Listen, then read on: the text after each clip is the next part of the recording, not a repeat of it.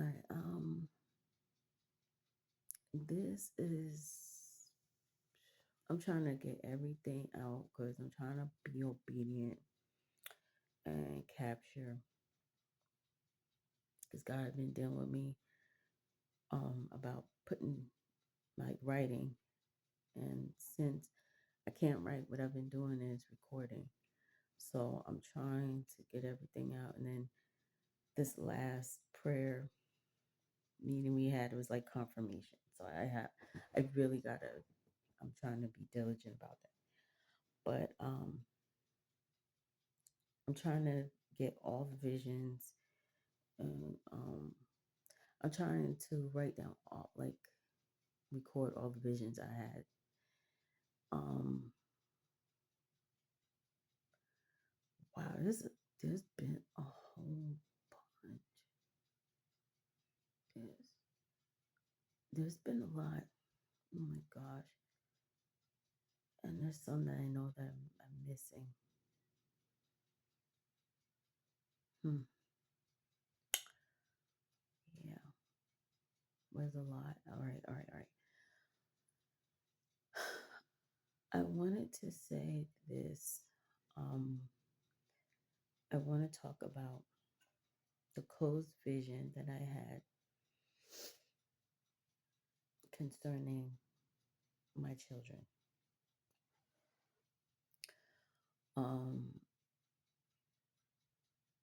but before I go into that, I have to say the vision that God gave me right before I went to meet my children. I had 6 children in total that had passed on. The first one was a forced abortion. Um, did not want to do it. I was had no rights, and I had no say. Um, but I'll go into that in a minute. The first, but the first vision that I saw before I went up to meet my children was wow, something just came to me. Okay. Anyway, God kept showing me these.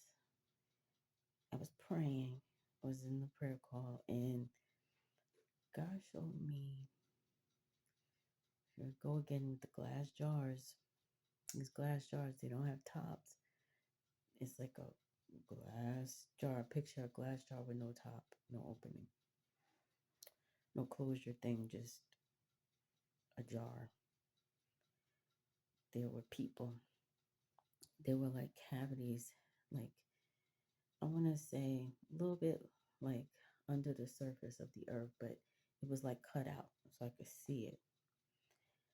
And there were like these cavities in the earth, but they weren't down. It was like in the earth. And the Holy Spirit gave me understanding that these people that I'm seeing, they are walking on the earth. They are alive right now as we speak, and they're walking on the earth, and they're going through torments.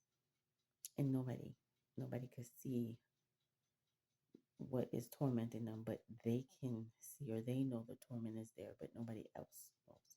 Okay. So I'm seeing these jars in the earth, and there's people in there, but inside of the jars with the people are demons doing all kinds of stuff to them. And there was one man in particular that the Holy Spirit had me zoom in on, and he had like this sandy, blondish, brownish hair. And his hair was all over the place, and he looked disheveled, but he had no clothes on from the top that I saw. I couldn't see anything else. And I saw that there were these two spirits in there. They looked ugly, and they looked black. They had like they were like half human and like half like insect heads or whatever. And they were they had these pitchfork looking things, and they kept jugging at the guy, and he could see them, and he's backing up, but there's nowhere to go because he's in a glass jar, and they're just attacking him, and he's looking terrified, horrified. And I was getting ready to go to work because usually when God shows me something like that, the Holy Spirit give me words to say, and then the Holy Spirit starts um, working it out. But for some reason, when I was getting ready to go in and go to work, it was like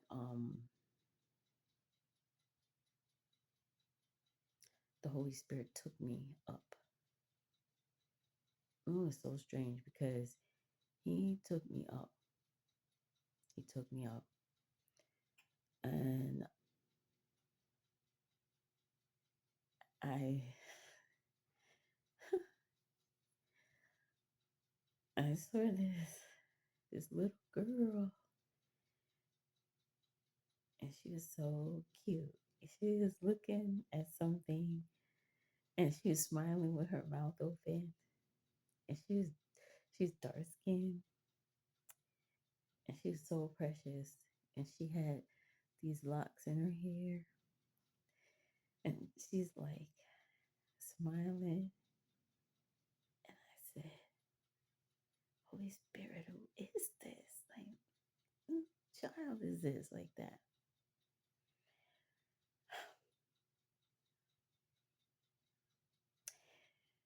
And then there were more kids. There's more children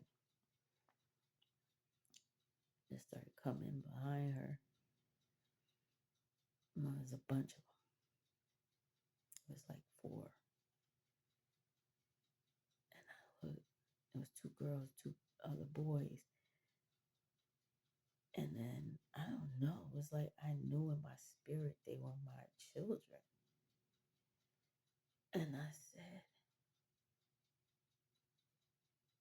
they're my children. I muted myself. I became overwhelmed with emotion, joy, happiness, sadness because, they weren't with me. They were all different sizes and ages. I couldn't really see the other two good. There was one, she was thin and she had locks too, but her locks was a little bit shorter. She had sandy brownish, blondish hair, like me when I was a kid, a little bit lighter. She was thin. She was light skinned. And then there was another one, she was a little bit chunkier, but she had locks in her hair, but she looked a little bit bigger. Then there's two boys, and they had like low top fades, and they were dressed like in the 90s because I lost them in the 90s. And I'm looking at them, and the little one, I call her Munchkin, and she reminded me of my two youngest ones put together. That's her personality. And I'm looking at her, and I was like, oh my gosh, these are my children. These are my children. I was saying that loud. I said, these are my kids. I couldn't hear them, but they could hear me. And they were looking at me, smiling. And she was looking at me. She eventually looked at me and she was smiling. And then all of a sudden, I started realizing like I was in a place. This was a closed vision. And it looked like a cottage, but it was giving me like old fashioned vibes mixed with like updated stuff. Like it was a cottage, and there was a stairs that led upstairs, so it was like two levels. But I kept feeling in my spirit it was a cottage. Usually cottages don't have two levels, but it was like I can't like a smaller house. but inside, like everything was nice. It was like there was a fire going, but it was like one of the updated fireplaces we would see here. Like it was a glass fireplace with this fire in there. And I felt to look to like the left of me, and there was a man sitting on the couch. And I'm like, who's this man? Like, who is this man? And the man sitting down, but he had gray hair and he had like a gray gold, I don't know, it was gold tee. And he looked old, but he didn't move old. And I can put it like he didn't move like he was old, but he looked old. But in my spirit, I instantly knew that he was older than what he looked. And I'm like, but who is this man? So I looked, somebody walked behind my kids, and I happened to look, and it was this girl, and she was grown. She looked like to be like in her 20s.